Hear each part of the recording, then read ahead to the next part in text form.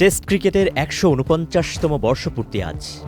১৮৭৭ সাল থেকে শুরু হওয়া লাল বলের এই ক্রিকেটে নিজের ইতিহাস লিখেছে বাংলাদেশ ক্রিকেট টিমও।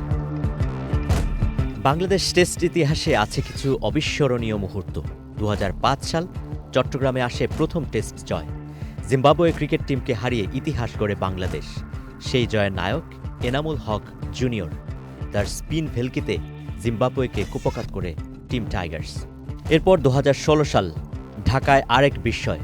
শক্তিশালী ইংল্যান্ড ক্রিকেট টিমকে হারিয়ে নতুন আত্মবিশ্বাস তৈরি হয় টাইগারদের।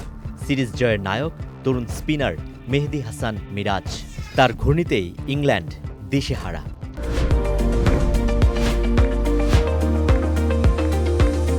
২০১৭ সালে আবারও বড় চমক। টেস্ট ক্রিকেটে পরাশক্তি অস্ট্রেলিয়া ন্যাশনাল ক্রিকেট টিমকে হারিয়ে দেয় বাংলাদেশ। সেই জয়ে বড় অবদান ছিল অলরাউন্ডার সাকিব আল হাসানের।